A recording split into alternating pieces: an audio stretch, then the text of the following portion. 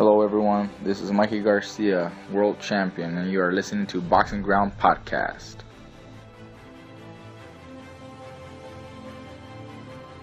Hello, my name is Peter Fury, and you are listening to the Boxing Ground Podcast. Enjoy. Hello, this is Gary Spike O'Sullivan, and you're listening to the Boxing Ground Podcast. Enjoy. Well, welcome to the Boxing Ground Podcast, episode 6 on YouTube. Today, hosting the show is myself, Cameron Gillon, joined by Glenn Rogers and Ryan. Literally just finished watching the card from Russia, actually, headlined by Alexander Povetkin against Mariusz Wach. It's been going on since 1 p.m. It finished about an hour ago or so. To me, it was probably one of the best cards of the year, if not the best card of the year, especially for a Wednesday evening. It was a fantastic card. Plenty of fights on the bill. Every single one of them was entertaining, maybe except the Quenta Troyanovsky fight, which is for the light welterweight championship. It wasn't the greatest fight in the world. Ryan, I know you watched the card. I know Glenn was working. How many fights of the card did you see, Ryan? What part did you start watching it at? I only saw from the Ola Afolabi knockout. So I saw the knockout, and then I saw the last two events. Yeah, so you watched the Lebedev Coyote fight as well? Yeah. Yeah. I saw that, actually. You watched that one, did you? I saw that, yeah. Yeah, we'll start with... is that the only one you watched, Glenn? Lebedev Coyote fight? It was, mate, yeah. Yeah. Alright, well, we won't spend huge amounts of time on it. We'll talk about the main event. I watched this fight. I was quite intrigued going into this fight whether or not Povetkin would actually stop Wach, because Wach's known for being very durable. He can take a serious punch. Got an iron chin. You just look at his chin; it's huge. It looks like he's just putting steroids in his chin alone. His chin's massive. But Povetkin stopped Mariusz Wach in the 12th round after pretty much a one-sided beatdown. I gave Wach the first round, but Povetkin was just putting a beating on him every round onwards from that, and it was stopped in the 12th due to a bad cut over Wach. And it was the first time Wach was ever stopped as a professional, and I thought Povetkin looked very impressive. Wach in the first round did have a bit of success. He was looking to keep Povetkin at range with the jab. He was doing so. Povetkin was ducking low, coming up from a crowded stance. Did connect with some good punches up top and to the body. He looked to have some fast hands. So, Ryan, I know obviously you've watched the fight. I mean, what were your thoughts on Povetkin? Did he make a statement with the fight, or did you just was it anything you expected? Well, I expected him to win, definitely, but I wasn't sure whether he would stop him or not. I thought he'd either stop him late or probably stop him or probably beat him on points. But, I think it should have been allowed to go to points, or the referee should have stopped it a couple of rounds before, because if you let a fighter get into the last round, I haven't seen the replay, but because somebody said to me that they think that the punch that Povetkin landed at the beginning of round 12 is what opened up the cut, and that's why the doctor ringside thought about stopping it. But that cut was already there from the middle of the middle of the fight. So I think they could have stopped the fight in round 10 or maximum round 11 rather than waiting for it to go all the way into round 12. I just think if you let it get into round 12, let it finish. There was 2 minutes left, or stop it a couple of rounds before. That wasn't going to win. He lost, in my opinion, he'd lost 11 rounds up to then. Yeah. And he was about to lose the 12th as well. So if you've got no chance of winning, you don't have the power to knock Povetkin out, like in the fight where Malignaggi was stopped against Hatton, and he was begging not to be stopped because I think up till then he'd never been stopped before, and they were saying you don't have the power, you don't have the power to win by knockout, so there's no point in letting you continue to take more punishment. So anyway, I thought that Povetkin looked really good, but I just thought the stoppage was either a little bit too late or too early. It's one of those difficult ones where you're going to be criticised whether you stop it or not. Povetkin was cut in round 4 around the left eye pretty badly. It was pretty bad laceration, but Povetkin's work rate was excellent. His time was shots well. He was dipping in and out of range. Combinations were really good, putting them together perfectly. He was throwing a lot of hooks as well. Wach absorbed quite a lot of punishment throughout the whole fight. He showed his chin, but I mean, every shot Povetkin was landed, it was taking something out of Wach bit by bit slowly, and he was starting to throw less. And Povetkin landed a body shot. I think it must have been in round 2, and Wach felt the power, and as soon as he felt the power, he was a lot more cautious towards, opening up on his offensive with Povetkin. But he started to tire badly on midway through the fight. He lost the fight on points by about the 7th or 8th round, I thought. And I thought, well, it's going to be interesting to see if Povetkin could get Wach out of there. And like you said, as soon as it got to round 11, I didn't think he was going to get him out of there. And like you said, that cut on Wach's eye was there well before. It was just kind of a graze, and it just seemed to get, the more Povetkin was landed on that cut, it was just getting worse and worse. And obviously that's the reason why it got stopped. But, was it a right stoppage? I've seen a few comments on social media saying it was a sort of a bullshit stoppage. It was a correct stoppage. I'm not going to complain with the stoppage because, Wach wasn't going to win the fight. He's not known to have, serious, devastating power. He was going to get Povetkin out of there. So, I thought it was a fair enough stoppage. Are you asking me or Glenn? It's just in general. Glenn hasn't watched the fight. He's been working. Well, yeah, like I said, if it was going to be stopped because of the cut, they should have. I don't think the doctor had even looked at the cut. Although the camera that I was watching it on, the camera wasn't going to Wach during the corner breaks. Now, if they had, maybe we would have seen a close up of that cut. But from what I saw, the cut was already there in the mid round. So if it's going to be stopped on a cut, they could have stopped it by round 10 because he hadn't won a single round. He hadn't even brought his right hand into the fight. He had no chance of winning by knockout. Povetkin was pummeling him throughout the fight. Not devastatingly, but he just won every round and he was winning every round comfortably. So there was no chance of Wach winning. So in that sense, pull him out in round 10. Look, you've had enough. Your eye is cut. People would have called it a bullshit stoppage, but they're calling it that anyway.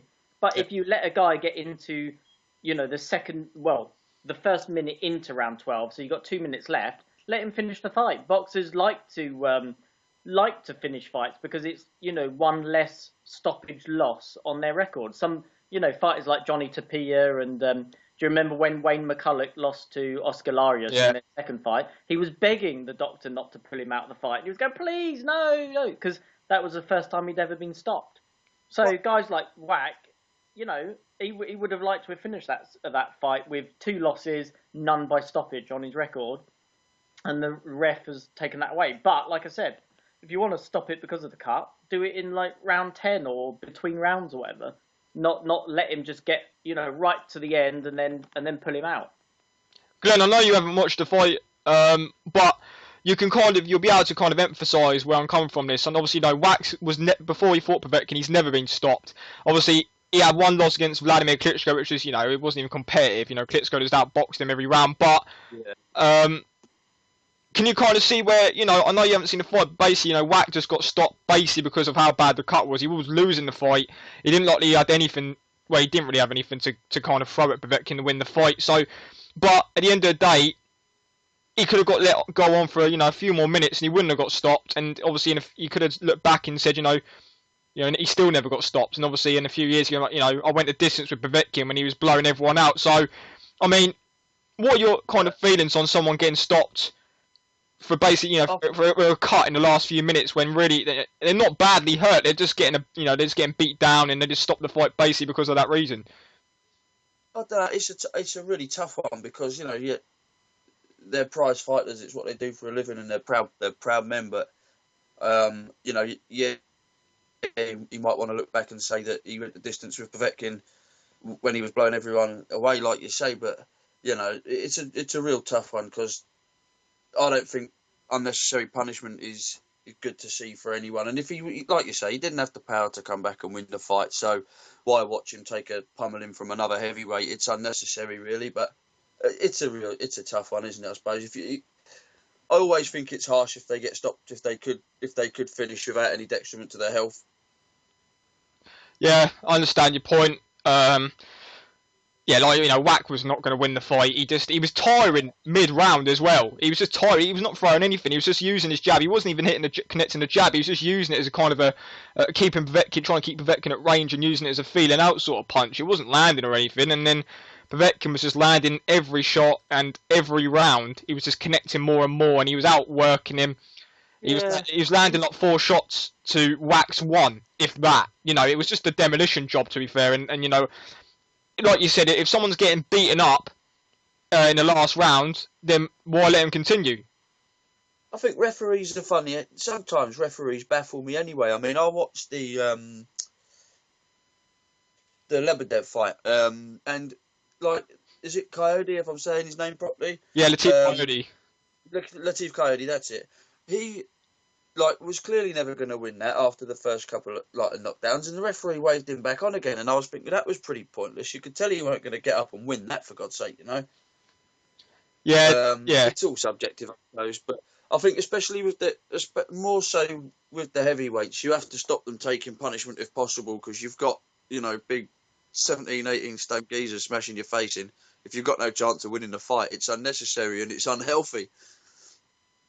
Yeah, I watched that fight, watched all the fights, but Povetkin in that fight, okay, it was a very impressive performance. We've pretty much explained it. It was I thought it was an impressive performance. I just was, like I said, from round 7, I thought, well, it's just going to be interesting to see if Povetkin gets Wach out of it now. Yeah, I've got it recorded. I'll have to watch it. Yeah, I'd advise anyone to watch it. It was one of the cards of the year. Yeah, it was a brilliant card. But yeah, Povetkin's obviously now, he was mandatory anyway. I actually gave Povetkin credit for taking this fight because he had the mandatory spot secure. And Mariusz Wach isn't like, Povetkin could have had I'm not going to say a tune-up, but he could have took a much easier fight in this. He's put his mandatory spot in the line against Wach. I know Wach it's about levels, and Povetkin obviously showed that his levels above Wach, but Wach it's a good name to have on your resume, you know what I'm saying? Especially when you've got something at stake like a mandatory spot, and Povetkin's now blown out, I think it's Manuel Chart, Carlos Takam, Mike Perez, and Mariusz Wach since losing to Klitschko. That's 4 very impressive stoppages, That Perez knockout was an impressive knockout too, that was a good win, that was. Yeah, they replayed that before the fight. Yeah, that was Perez shouldn't have even got allowed to carry on. As soon as Povetkin put him down the first time, he was gone. And then he pretty much just wind blew him over in the second knockdown, Povetkin just seems to... He's got better from that Klitschko loss, it seems. Well, yeah, I felt sorry for him in that fight. Like I say, I thought that was just... Referee didn't do a very good job. I thought Klitschko stunk the place out, and I thought it was just... I don't know. I don't like to be so hard on a heavyweight that's been as dominant as Klitschko, but that was a shameful performance for me. Okay, so Povetkin's now got the world title shot secure. He's beat Wach. The next fight for Povetkin will be against Deontay Wilder for the WBC heavyweight title. Looking at potentially the spring, because Wilder's now been obligated to have a voluntary in January. So, depending if Wilder gets past that, you expect so, because you're not going to expect in a voluntary take on like a proper dangerous fight with a mandatory like that around the corner. I'm not convinced Wilder even takes this mandatory against Povetkin. I don't think Heyman will put Wilder in with Povetkin. I think they'll vacate the belt, probably go for some sort of I'm not sure. There's talk of them doing some sort of PBC title in the future. It wouldn't surprise me if they do that with Wilder, but I don't think this fight happens. Ryan, do you think Wilder's going to fight Povetkin? Do you think this fight's going to happen, or do you think he'll vacate the title? Because Povetkin's a bit of a different level to sort of the opposition Wilder's fought up to this point. No, I think Wilder's team, our Heyman especially, is going to try to avoid that fight as much as they can. He wasn't fighting the likes of Audley Harrison until like his 30-something fight, so he's not going to fight Povetkin anytime soon. So, so I don't think that's going to happen. I think they'll vacate before that, and all the evidence seems to suggest that Al Heyman is going to be creating his own world title soon, in-house. Acquire as many stars as he possibly can, which he's doing successfully, and then start vacating titles and fighting for his own bullshit titles. It Seriously, it looks like Wilder. Sorry, it looks like Heyman's actually creating his own sort of boxing UFC organisation. Yeah, exactly. That is what he's doing. So I heard Ryan say that on one of our other casts, actually. Yeah. yeah, so they're not going to fight Povetkin anytime soon because then it kills a cash cow. At the moment, people are, love this Wilder phenomenon. He's fighting guys. He's knocking them all out. Aside from the one against what's his name, the Canadian. And so Stavern. Yes, Deverne. So obviously, if that comes to an end, if his wins come to an end, then the money runs out. That's one of Heyman's sort of star boys. So yeah, Povetkin, that fight's not going to be made. So I think Povetkin, he'd be better off trying to get another fight with Klitschko, and whatever. Okay, Glenn, I don't want to spend too much longer on Povetkin, because if Povetkin does fight Wilder, who wins the fight? Oh, you'd have to heavily favour Povetkin, to be fair. I think he's better all round. But like I said before, at that weight, both big bangers, you couldn't completely write Wilder off. But although you would obviously heavily favour Povetkin to get the win. Do you think if that fight happens, Ryan, Povetkin wins? Yeah, because I thought that Stiverne would knock out Wilder, and he didn't. And Wilder did really well to beat him. So credit there. He definitely deserves credit for that win. And he showed. You on that one, Ryan. I backed Stiverne to win that fight as well. So did I. Yeah, I thought he'd win in the first 3 rounds or something, but but he didn't, and he showed a different style. He showed that he can actually box. So he would probably try to do the same against Povetkin.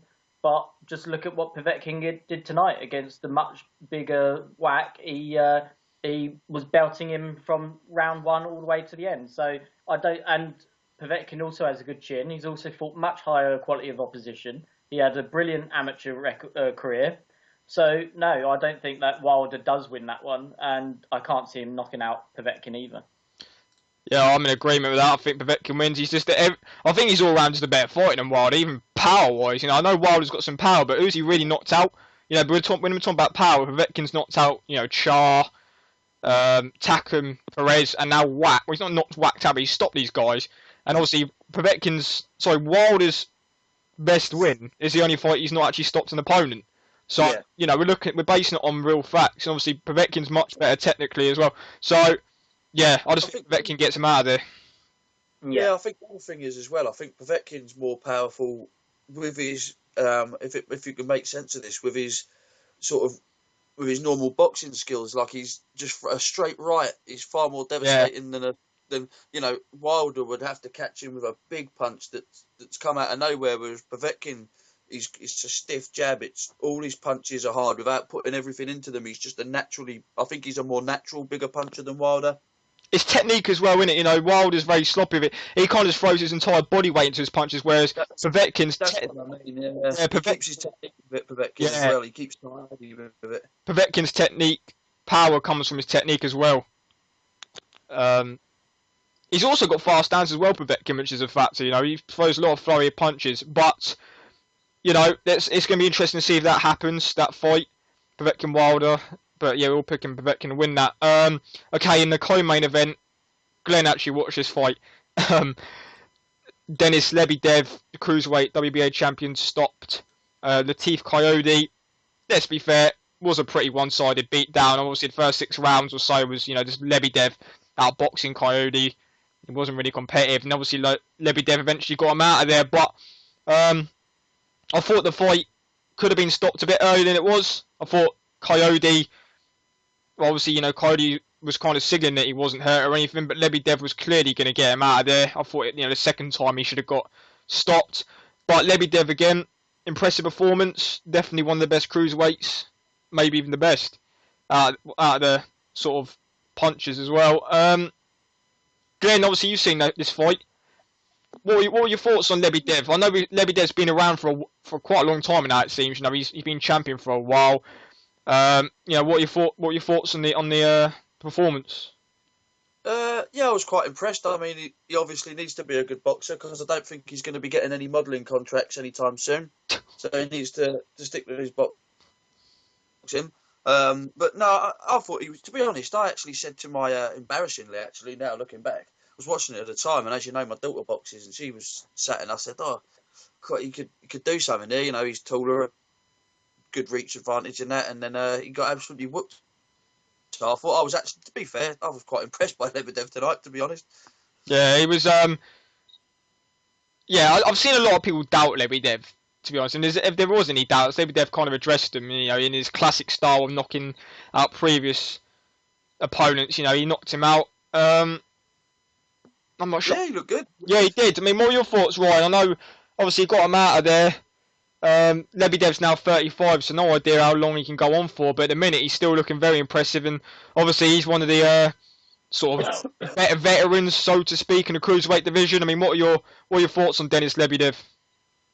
Yeah, I thought he got a good win, but Latif Coyote has seen better days. There was a time when he looked like he probably was going to be one of the top fighters at the weight, but then, of course, he's had a few no contests in recent years. I think it was because his opponents failed drug tests. Well, didn't he did as well? He did as well against Palmer, didn't he? Oh, all right, yeah, there was that. So his I mean, even though he was undefeated going into that fight, you know, he possibly wasn't. But yeah, he's seen better days. But then so has Lebedev. So and didn't Coyote went all the way up to heavyweight not long ago? So I mean, his career seems to be in a limbo at the moment. So it was still a good win, though. It was still a good win for Lebedev.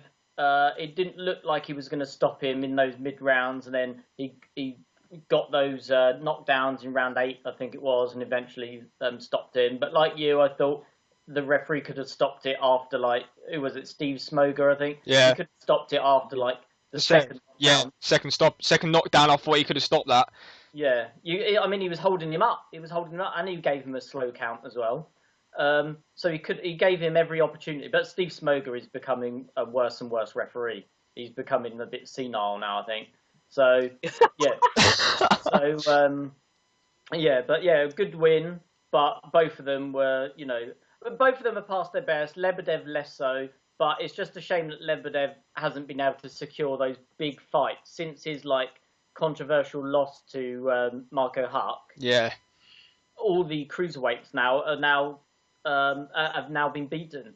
Like Johan Hernandez, I think he's now lost his title. Vladarczyk, he's lost his title. Marco Huck has lost his title. They're all like drop-ins. So now, there's no sort of super fight to be made at the weight now. But just a few years ago, there were loads of great fights to be made. So now it's a bit of a poor division now, which is a shame. Yeah, it's an awful division. I actually think the cruiserweight division's pretty good. I mean, it is still good, but if you looked at it, say 3 or 4 years ago, some of the best fights in the world could have been made at the division. Now, when you have a look at the records, like that Grigory Droz and Krzysztof Glowacki, they now sort of like the two biggest names. But just a few years ago, there was Hernandez, Arslan, Lebedev, Huck. There were loads of big names, and now they're plummeting down the rankings. Well, there was a guy who was 18-0 who was on this undercard called Kudryashov. He got stopped by Duradola, but in a bit of an upset, because obviously Kudryashov was coming in as 18-0 with 18 KOs in the cruiserweight division. He got stopped by Duradola, who was 22-2.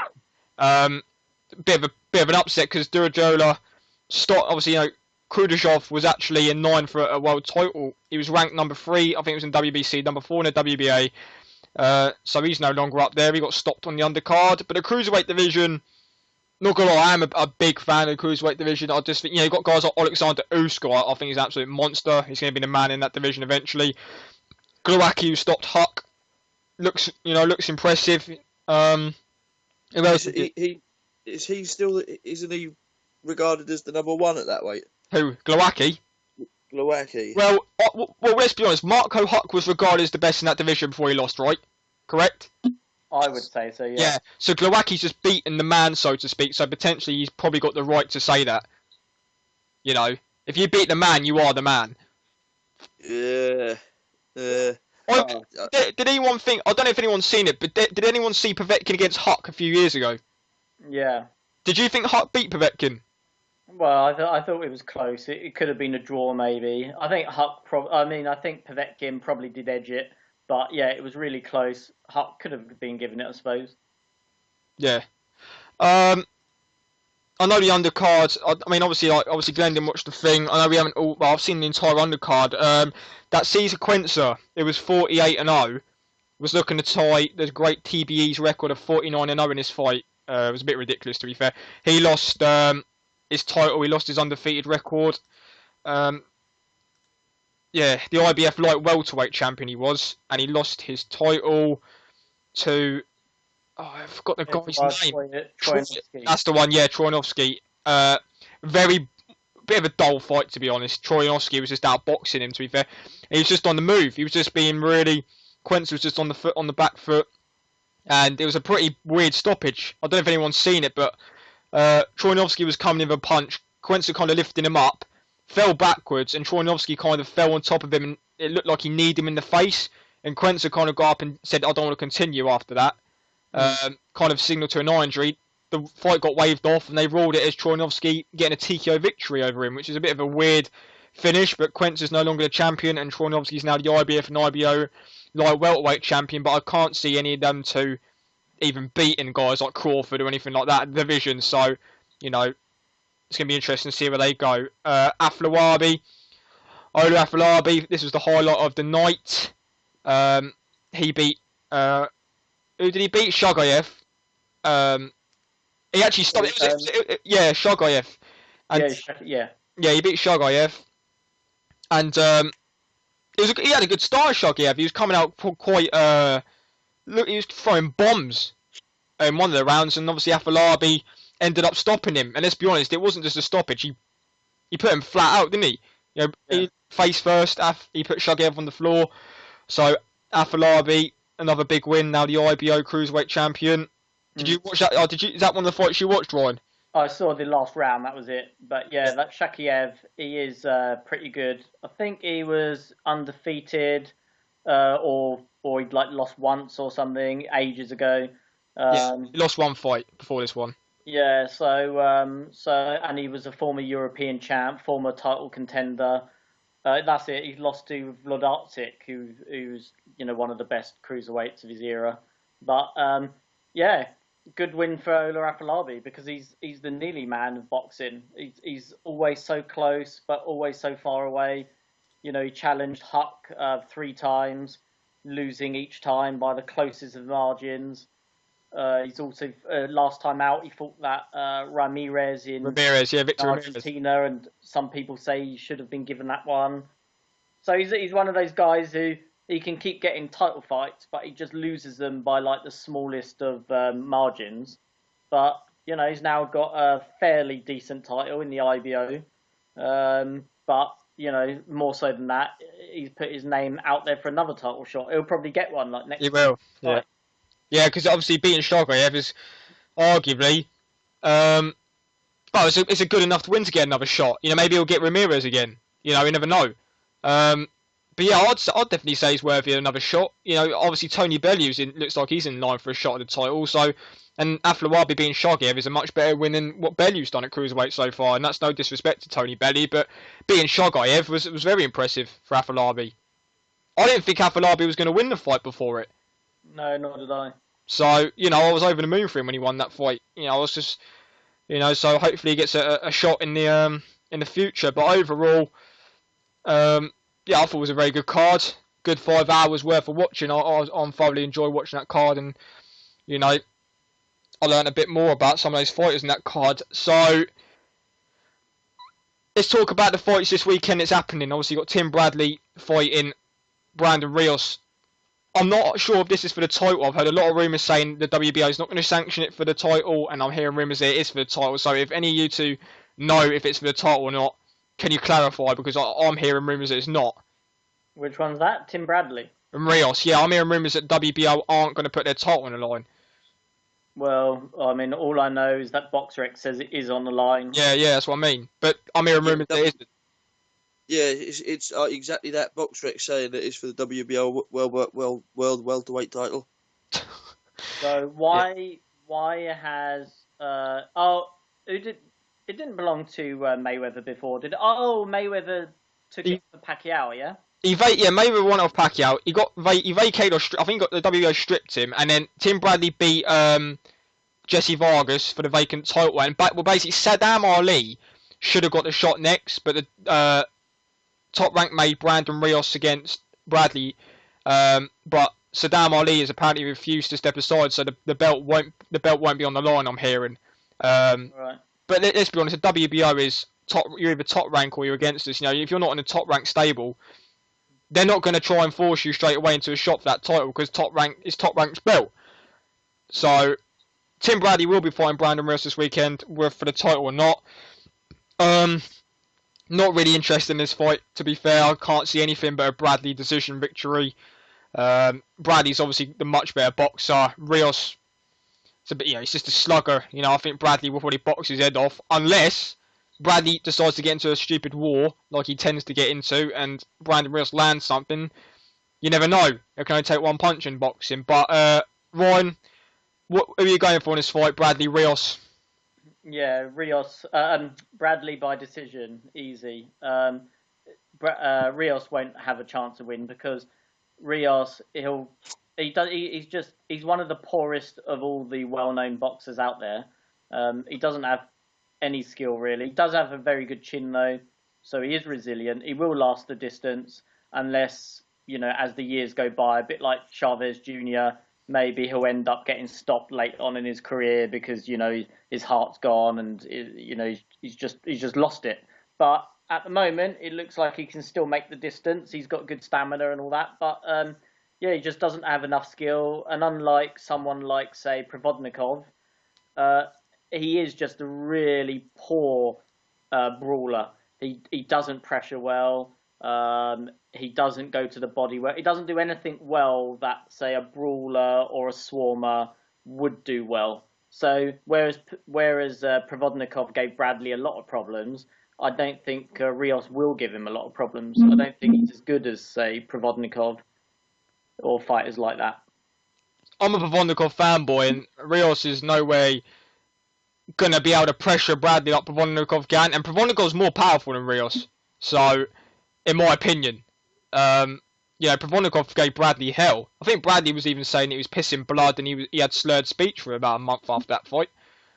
But yeah, I can't see anything other than a routine Bradley decision, like you said, unless Bradley has lost something overnight. Like he's got a lot of wear and tear. Let's be fair, he's been in some right battles over his career. Arguably got the best resume in boxing right now, Bradley, for me. One of the few guys that deserved a shot at Florida, I thought. Glenn, obviously it's in a few days now that Bradley will be fighting Rios. Are you kind of with us? It's just going to be a routine Bradley decision, or do you think Rios can somehow pull this off? Nah, I don't think Rios can win it, but I am looking forward to it. I think it'll be interesting to see if Bradley's changed anything with having Teddy Atlas as his trainer. I do think it'll be interesting to see if that's changed him at all. And I do think Bradley's a bit torn as well. I think he's had some tough fights, so I don't think it'll be possibly won't be as wide as some people think. But Bradley's a great boxer. If he had power, it'd be shockingly good. But he's very decent anyway, and I tend to agree. I think he'll win a decision, but I'm quite interested actually. I don't rate Rios. I pretty much agree with Ryan. He walks forward for walking forward's sake. He doesn't have any plans with it, But yeah, I'm quite interested, quite looking forward to it. But Bradley points win. I wrote a tweet last night saying if Rios loses this fight, he's got nowhere else to go except fighting Ruslan Provodnikov in a fight of the year candidate. That fight's got to happen.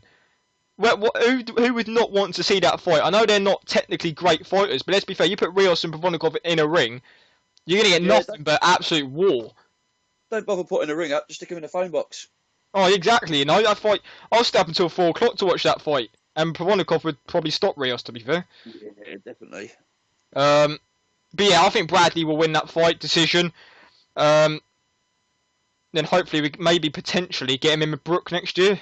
in a unification. That's a fight I'd like to see, Bradley against Brook. Yeah, definitely. How long has Bradley got left? This is the question. I mean, look, Bradley. I know he's not like the oldest fighter in the world, but he's been in some fights. You know, he's been injured. He's been hurt. Provodnikov hurt him badly. He's been in two not two decent fights against Pacquiao, but he got injured in them fights. Bradley's one of these fighters that's just, he cares a lot about what the fans think about him. You know, he's taken a lot of punches that he really shouldn't have taken. You know, he could have boxed a bit more against Provodnikov. He didn't have to fight like that. Even against a lot of people are kind of saying that he has slowed down. That's why he's been forced into brawls the last few fights. I'm not really sure. I'm 100% with you, Glenn. You know, he's with Atlas now, and maybe Atlas will give him sort of a new dimension and a new, getting back to what he knows, and that's, you know, being more of a boxer like we saw against maybe when he beat Marquez. That was a great performance, that was, yeah. Ryan, do you think anything will change with Bradley with Teddy Atlas, or do you think, you know, he is going to be, I think he's reached his peak, he's going to be on the slide, but do you think Atlas can maybe get a bit more out of Bradley's sort of pedigree and his boxing ability than what Joel Diaz would at this stage?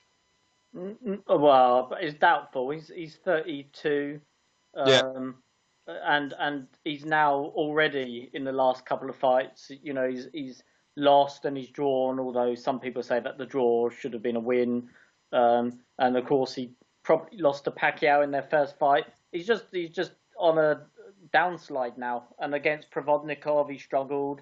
So in his last sort of half a dozen fights, he's probably lost 3, maybe. Well, he's lost 2. You know, there was another sort of 2 difficult ones. He's just on a downslide now, and there are some tough fights out there at sort of light welterweight / welterweight. Where, I mean, you know, would he beat these upcomers like Terence Crawford? Would he beat someone like that? So I think that he's bound to start losing more and more often. If he fought Kell Brook, I'd probably back Kell Brook. If he fought Thurman, I'd probably back Thurman. Same with Porter, maybe even Danny Garcia, and then you got Terence Crawford, Khan. You know, so like back in his prime, I'd probably back him to beat most of those guys. But now that we've shown that he can lose and that he is finding it hard to beat these like upcomers, you know, he probably would. Even someone like Victor Postel he'd probably struggle with if he could stop Lucas Matisse. So yeah, so I don't know what you know. Put it this way: at 32 years old, there's not much you can learn. If you're already going downhill, it doesn't matter who you got in your corner. You're not going to learn much more. No. Sorry, Glenn. Glenn. I think Glenn might have been disconnected or something. Glenn, can you hear us, mate? No, he's been knocked out of the call. I was getting back in the call quickly. Yeah, but I'm in agreement. I think you look at the kind of the welterweights right now. Even Errol Spencer's coming through. He looks impressive. Obviously, this point next year, Spence might be kind of looking at the world level. So maybe, you know, Spencer's going to be up there. Crawford will move up to welterweight eventually. You've got Amir Iman. He'll probably end up there. Victor Postel. Yeah, these are all going to be difficult fights at some point for Bradley, because, like I say, eventually he's going to have to fight someone who's upcoming, and Bradley's only on the decline. And the problem is, when you're someone like in Bradley's stage, you got all these guys coming up through the ranks, and when you're at a point where you're only going to be on the slide because you've reached the pinnacle, it's not going to end well. It's going to end in you losing the fight. Yeah, and also they're going to see Bradley as the perfect fight to make a claim to a world title shot. So any of those young fighters are going to want to beat Bradley, and if he loses even just 1 or 2 more fights, so he'll beat Brandon Rios most likely, but 1 or 2 more losses, and that's it. He'll be a gatekeeper. Yeah, I think he might retire before that. I remember seeing an interview. Bradley was like, "I'm not gonna." You know, as soon as I think I'm definitely on the slide, I will retire. Let's be fair, Bradley's already going to be regarded, no matter what happens for me, he's going to be a Hall of Famer. You know, his resume is ridiculously good. Yeah, definitely. You know, those wins over Pacquiao, Marquez, Boronikov, Peterson. Who else has he beat? Yeah, those 4 wins off the top of my head. Well, I mean, he got the win over Pacquiao, which in itself will probably get him in as well. Well, yeah, there's whether he actually did or not. That official win in years to come, people are going to look back and be like, oh, Pacquiao, no, Bradley beat Pacquiao. They're not going to look at the fight, Some people look at records and they see things like that, and they're just like, oh, well, he beat Pacquiao, so, what a great fighter. But Bradley is a great fighter, he's even a win over Marquez. Marquez was coming off that brutal KO of Pacquiao when Bradley beat him, So, he has got some good wins. Glenn, can you spare another 10 minutes? Yeah. All right. Okay, there's 2 more things I want to talk about. Obviously, Lomachenko's fighting on the undercard against, is it Romelu Koshika? It was someone like that. Yeah, someone like that. It's Romelu Koshika. I might not be pronouncing that right, but Lomachenko's fighting on the undercard. I think it's his 3rd defense of the title, maybe his 2nd. Sorry, no, it is his 3rd defense. Lomachenko's obviously only had 5 fights, and he's already a world champion. Now he's a decorated amateur, 2-time Olympic champion at 2 different weights as well. Maybe the greatest amateur of all time. A lot of people regard him as. I think I do. He's a fantastic talent. So Lomachenko will be fighting Kościelka on this undercard as a co-main event. I don't know too much about this Kościelka, but I'm kind of gathering from what I'm hearing that this should be a routine Lomachenko win. So if it is, are we going to see Lomachenko in a unification fight next year against, like a Walters, Selby, Santa Cruz next year, Glenn, do you think? Maybe even Rigondeaux as well? I hope so, definitely. I mean, Lomachenko's probably my favourite fighter, at the moment. He's amazing to watch. He's so crafty, it's unbelievable. This fella that he's boxing at the weekend should be an interesting... I'm not going to try and say his name. You're a brave man with them pronunciations, Cameron. I have to do. But I've seen, obviously, a couple of years back, Lee Selby beat him on a unanimous decision, didn't he? So... Oh, yeah. Remember that. You would certainly expect him to win fairly comfortably, and he's lost 4 times. Looking forward to that. But yeah, next year you definitely want to see him in them fights. There's some great fights down there that could potentially happen. And I'm not just saying it because I'm a fan, but I think Lomachenko's the pick of the bunch for me. Yeah, I'm in agreement. Ryan, obviously, Lomachenko, he did an interview yesterday and he said after this fight he'd like to fight Rigondeaux, or he wants to avenge the Salido loss. I mean, we've all seen the Salido fight. Salido probably landed about 500 punches to the fucking private area of Lomachenko. Every other shot was a low blow. I know, Glenn, you said before, you thought it was disgusting what Salido was doing in that fight. Yeah. There you go then. Yeah. I remember I was saying at the time he pretty much used his bollocks as a speed bag for the night, didn't he? That's it. I was thinking of the quote you said. That's the one. Ryan, did you watch the Salido fight, Lomachenko? Yeah. Please give me your thoughts on the performance of Salido. I thought Salido fought a bit dirty in that fight, but also it was just a just a clown of an exhibition, because you shouldn't be fighting for a world title in your second fight, no matter how good you are. And we can see that by who he's beaten since then. The win against Gary Russell Jr. was very good, but his 2 title defences since then were terrible title defences against 2 guys who had pretty decent records, but wins against nobody of any note. And now he's fighting another guy with no wins against anybody of note. So it's a clown title. It's become a clown title. He was given a title in order to boost his profile as a professional. So look at this guy. He's one of the best amateur fighters of all time. Look at him. He's now won a world title in just his 3rd fight. But that isn't what boxing's about. You don't just give guys a world title because they were a good amateur, or let them defend it against guys who don't deserve title shots. These 3 guys, the 2 he's just fought and the one he's fighting now, do not deserve world title shots, but they're getting world title shots. So obviously he is with Bob Arum, isn't he? Yeah, top rank. That's just a case of Bob Arum's pull, like his power in boxing. So if take away his titles, he's got a good record. But the title is just there for bullshit reasons, like marketing reasons. He's easier to market to people with a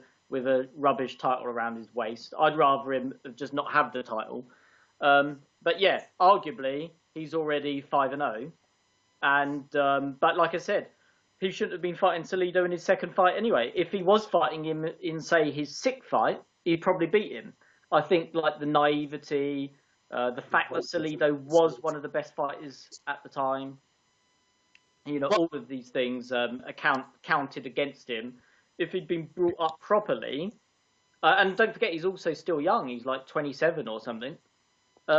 So he should still be one of the best amateurs of all time and a really, really, really good professional champion as well. But, I personally would say beat this guy, then beat, a couple of sort of like top 15 guys, and then maybe go for one of those top fighters in like his 10th fight. But he doesn't need to be rushing as much as people want him to be rushed. How many of the... Okay, guys. I'm going to give you 4 opponents, right? We did this the other day with Scott, I think. Glenn, you might have been in this one, actually. Was you part of one when I said I'll give you 4 opponents and you picked the winners? Oh, no, you wasn't you. It was Mike. Okay, I'm going to give you 4 opponents, right? Potentially for Lomachenko. So, and you pick the winner of these fights right now. So if Lomachenko fought Walters right now after this fight, who would you pick to win? Lomachenko for me. Ron? Yeah, probably Lomachenko. Okay, Lomachenko against Selby. Lomachenko. Yeah, definitely Lomachenko. Lomachenko against Santa Cruz. Lomachenko. Yeah, same. Okay, now Lomachenko against Rigondeaux. Oh, I'd go Rigondeaux there. I go Lomachenko.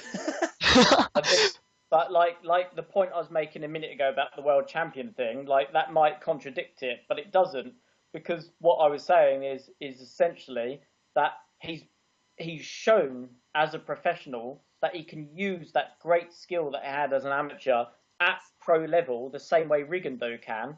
The difference being that if he waited until, say, his 10th or doesn't fight, he would be even better because he would have had even more experience as a pro. So it's a shame that we might not see him at his best as a pro because he'll already be finished, arguably, in his 20th fight. Do you see what I'm saying? Yeah, I see what you mean, yeah. Okay, yeah, well, I think Lomachenko... I think he's going to be a very good pro. I think I'm in agreement with you, with what you said, Ryan, quickly. I think Lomachenko... I think the Salido loss might have been kind of a cautious wake-up call for him, because like you said, Lomachenko, he beat Russell, but since then he's kind of had kind of soft picks for defences, so maybe they're kind of giving him, in a way, ranked opponents in the top 15 are obviously good enough to be world title candidates, but they're not going to put him straight in. They're still trying to learn him at the same time. They're still kind of trying to bring him into the pro game at a reasonable pace as a world champion. But like you said, that world title in the third fight is just for them to say, oh, look, Lomachenko's won a world title in his third fight. And obviously people are going to be like, oh, Olympic champion, and now he's a world champion in his third fight. That's easy to kind of sell to even a casual fan eventually down the line. So, well, just look at all the Japanese guys and Koreans who over the years, I can't remember the name of the Korean who holds the record for like world title victory in his second fight. I think isn't it that Inoue, who's the flyweight, has been a 2-weight world champion in his 9 fights, and he's only 21 right now. But did he actually take the record? I'm not sure if he took the record. No, I think it's like his 4th fight maybe. Yeah, I think the record stands at 2 fights, but it was for a long, long time ago, and I'm sure it was a Korean guy. I can't remember his name. Anyway, where are they after 20 fights? Like, that's the thing you got to ask. Like, Inoue, where will he be after 25 fights? Or Australian Jeff Fenech. I'm sure he only had about 24 fights or 25 fights because he was fighting guys of real strong note after just 10 fights. And I think he ended up having just sort of 30 fights or something. But there are other guys who, they build up their records slowly. Maybe not as slow as, say, Saul Alvarez or Julio Cesar Chavez, because we know these Mexicans, they take 40 or 50 fights to get into their careers. Yeah. But on the opposite scale, we've got the Japanese or Asian fighters who are fighting for world titles after 2 or 3 fights. But where are they 5-6 years later? They're already washed up. So, I mean, a prime example of that would be Fernando Vargas. He was fighting guys way too good for him after like a dozen fights, and now I think he sounds like he's got brain damage apparently. So I'm just somebody who voices caution and just says, look, 27 years old, give a guy, give him a dozen fights as a pro, and then let's see just how good he really is. He could be like phenomenal. Yeah. Well, it's going to be interesting to see what Lomachenko happens, but he's either going to go. I think if he kind of unifies next year, beats a Walters or something, then he's going to kind of justify maybe that world title very early on. But yeah, there was people above him that was, built their way up and should have got a shot before. But let's see what happens with Lomachenko. Obviously, there's another fight domestically in the UK that's happening this Saturday, and it's Rocky Fielding against Callum Smith in Liverpool. Looking forward to this fight. We're a bit behind on time, so I'm going to get a quick prediction from both of you. Glenn, I know you've got to shoot. What are your thoughts on the Fielding and Smith fight? Who have you got winning the fight this weekend? I really like them. I really like them both. I think Smith is a superior all-rounder. I don't think there's a lot in it power-wise. If I had to put some money on it, I'm going to go for a Smith stoppage in the final 3 rounds. Ryan? Yeah, I'd say I'd probably copy that Smith stoppage, like last few rounds, because they're both good. They're both undefeated. It's another sort of great, like DeGale versus Groves type fight. It's a domestic fight that also doubles up as like a world contender fight. So like, Britain and Japan are probably the 2 countries in the world with like those type of fights better than anywhere else. So I just think Smith is slightly better and slightly more chance of winning. Yeah, I think Smith's a decent body puncher too, and I think that could be a difference. Yeah, I agree with that. I think Smith's definitely. I rate Smith higher than Field. I'm not saying Fielding's a bad fighter, but I just think Smith's better all round. He's definitely got more. He's just more polished. Yeah, that's it. Yeah, I think Smith stops him late. I think he stops him late. All right. Well, we've kind of discussed Povetkin card, Bradley Rios, Lomachenko. Quick prediction there for Smith Fielding. So just approaching now, so I think we'll end the show there. We'll probably do another one next week sometime. Probably give you guys a bell next week sometime. I'll probably work around everybody because I want to talk about Frampton Quigg as well. Because obviously, that's got announced. To give it a good discussion about that. So, cheers, guys, for coming on. Cheers to the viewers for listening. If you're listening right now on YouTube, so take care, and I'll talk to you guys next week. Yep, take it easy, lads. See ya. Take it easy.